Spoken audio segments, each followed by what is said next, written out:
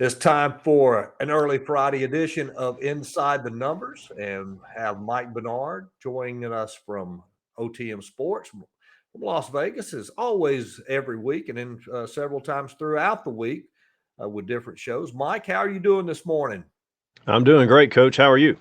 Everything is just hunky dory here, getting ready for a big weekend of college football. Let's look at a few games. Start off with Michigan and Iowa. That's going to be a noon kick Eastern time, 11 Central on Fox. On paper, Mike, this one looks lopsided to me, but you have Iowa there at Jekyll and Hyde. Their offense is awful, 17 points per game. They're ranked last in the nation. On the other hand, their defense, they're giving up less than 6 points per game. And that's the reason Iowa's 3-1 right now. Their defense, as far as points per game, is the best in the nation. Now they've got Michigan coming in, averaging 50 points a game, ranked number 4, riding high. But listen, Jim Harbaugh knows that trip to Iowa is not a given. As he said this week, Kinnick Stadium is where top 5 teams go to die. He knows that personally, both as a player and a coach. Back in 1985, it was number 1 Iowa, number 2 Michigan. The Hawks never had the lead until a walk-off field goal, and that spoiled Michigan season. And then on the last visit to Kinnick Stadium in 2016, the Wolverines were ranked number 2. They lost 14-13. The Hawkeyes, they play well against top-ranked teams in Kinnick Stadium. They've won 5 out of the last 6. And then the last 6 times that Michigan has visited Iowa City, the Hawkeyes have won 5. Listen, Iowa is one of those mind game places. Kinnick Stadium, there's some magic about it. That pink locker room, it messes with people. And some people laugh it off and they go about their way. But other people, Bo Schembechler, he tried to cover it up back when Harbaugh was a player. Guess what Harbaugh did in 16 when he went back? He tried to cover it up. They lost both games. The last time these two teams met was just last December in the Big Ten championship game. Wolverines 42-3. They better be ready to play because the ghost of Niall Kinnick may haunt Michigan once again. Yeah, Coach. Hawkeyes offense absolutely dreadful. They're abysmal. But a solid defense, as you mentioned, and Coach Ferentz knows how to shorten games.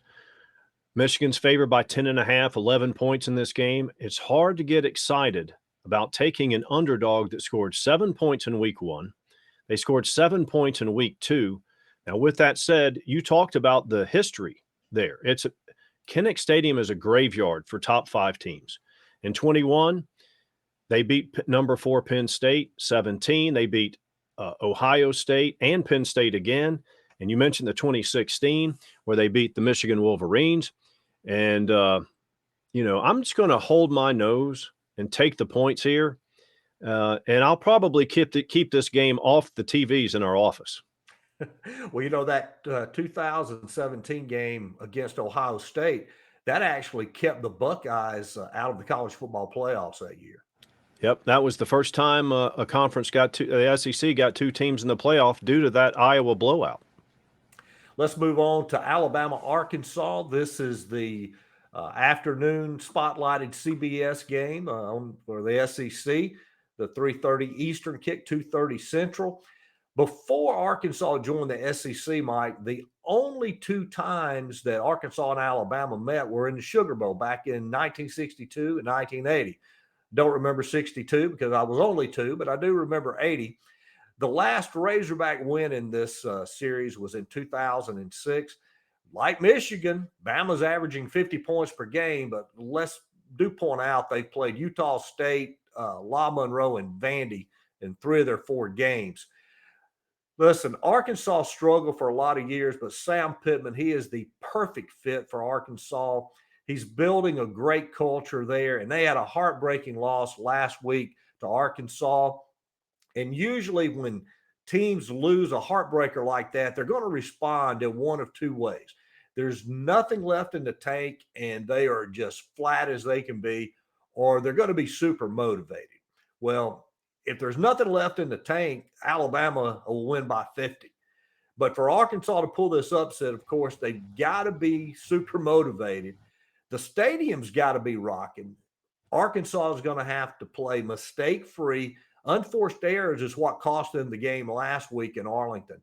And they also need a couple of Bama miscues. And not only do they need them, but they're going to need to capitalize on those. Now, Fayetteville is not an easy place to get to, and it can affect teams. And for some reason, 5 of the last 6 is kind of our theme so far in this show. But 5 of the last 6 times that Bama has visited Fayetteville, they've scored over 50 points. Yeah, that's quite impressive. And I dig into the numbers, and I didn't know that stat. But look, this was almost a really good spot for Arkansas. But as you brought up, what is the mindset of the Hogs? They should have won last week. They didn't. Alabama, now here's a reason to play on Arkansas. Alabama's last 5 true road games, they're favored by 3 touchdowns at Texas. They win by 1 on a last-second field goal. They're favored by 21 down in Auburn last season. Auburn dominated that game. Alabama wins by 2 in multiple overtimes. I believe it was 4 overtimes. At Mississippi State, they drubbed them. That was the only time they've covered. You go back to last year, Texas A&M, they're favored by 19. They lost. They were favored by 14 at Florida, and they won that game by 2. So they're not covering numbers on the road here as of late. It will not be a big play, maybe not a play at all, but I'll lean to Arkansas getting 17 or more. Let's move on to North Carolina State and Clemson. This is going to be the prime kick Saturday night on ABC. The Wolfpack they've come close to beating Clemson over the past 10 seasons, and some games have been absolute blowouts. But since Dave Doran's got there, NC State's been pretty competitive against Clemson. They finally got the win last year, 27-21. First time they had beaten the Tigers in 10 seasons, and only the second win over the Tigers since 2004. Clemson this year, Clemson just being Clemson. That's all that they're doing. 4-0, number 5, no respect. But the Tigers, they have the bullseye on their back in the ACC every single week. Wake Forest played lights out against the Tigers last week, but they did what they needed to do to win. Did take double overtime, but they got out of Winston-Salem with a win. North Carolina State, on the other hand, they had a tune-up scrimmage against UConn, and this makes a difference to me. Clemson in a very physical game last week with Wake Forest. North Carolina State, as I said, it was a scrimmage. They got a lot of rest. They're not going to be beaten up for this game, and that makes a difference in physical games, and this game will be physical. And the other thing is that Clemson's defense, for the first time in a long time, at times during the game last week, they looked perplexed. They did, and both teams come in undefeated. I believe it's the first time in history that they're both ranked in the top 10. And NC State, look, people have forgotten already, but they're fortunate that they didn't start out 0-1 because East Carolina missed a field goal in a game that could have won it. Nonetheless, they're unbeaten. The Tigers are unbeaten. Clemson struggled last week at Wake, but they did get the win. We all remember, you and I probably touched on it too many times, but that 2016 game where NC State blew the game in regulation and lost in overtime, but they kept taking knees and backing it up and missed the field goal. They should have won that game in 2016. But let's look at the other trips. Other than that, they were very competitive that year. But the other trips to Clemson, NC State got beat 41-7, 41-0, and 62-48. I'm going to lean to Clemson here. All right, let's move to our picks of the week. We were riding high last week, and we both were shot out of the saddle. I'll have to say I was pretty cocky with my pick last week and thought I would easily be at 3-0 this week, but not so much. Now, last week, you took it on the chin too. Yeah, one thing you learn after spanning 4 decades in this industry is never fall in love with a game, even with a betting number. And we felt good. We started out 2-0. Last week we lost, and and frankly, neither one of our picks were close. But 2-1 is 67%. We'll go with that. And this week, I'm going to go. It's not quite as obscure as last week's game, but it's a little bit off the grid. I'm going to go with Cincinnati at Tulsa. Golden Hurricane, they haven't looked great this year, but when they're an underdog, the last 15 times they've been a dog, they've covered 13, including 3 straight covers over the Bearcats. Cincinnati does not do well on the road. They've only covered 1 of their last 7 road games. The underdogs covered 5 straight in this series. I'm going to go with all those numbers and take Tulsa plus the points.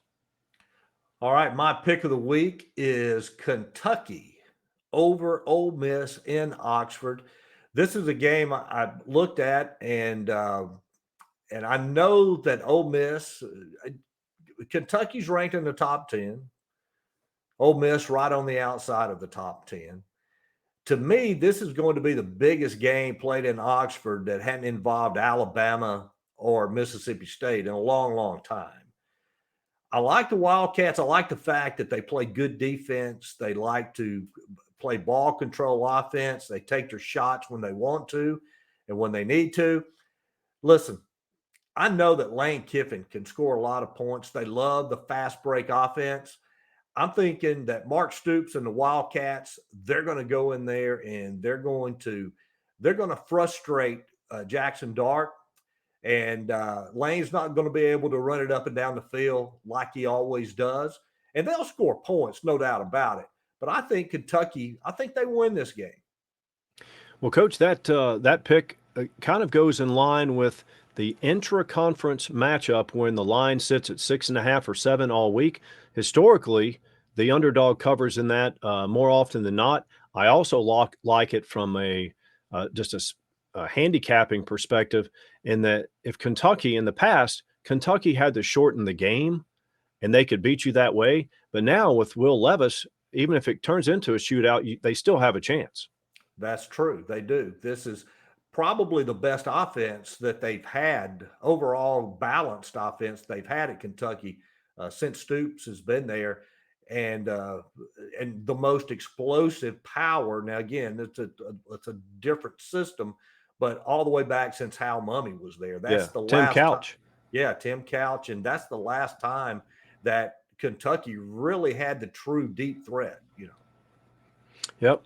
And then Jared Lorenzen had a good offense as well. But since those 2 quarterbacks, it's really been just kind of, hey, 3 yards in a cloud of dust until this year. It has been. Mike, appreciate your time as always, and have a good weekend. And we will talk to you again on Monday morning on the Monday Morning Blitz. We'll review these games and others. Yep. My pleasure. I enjoy it every week.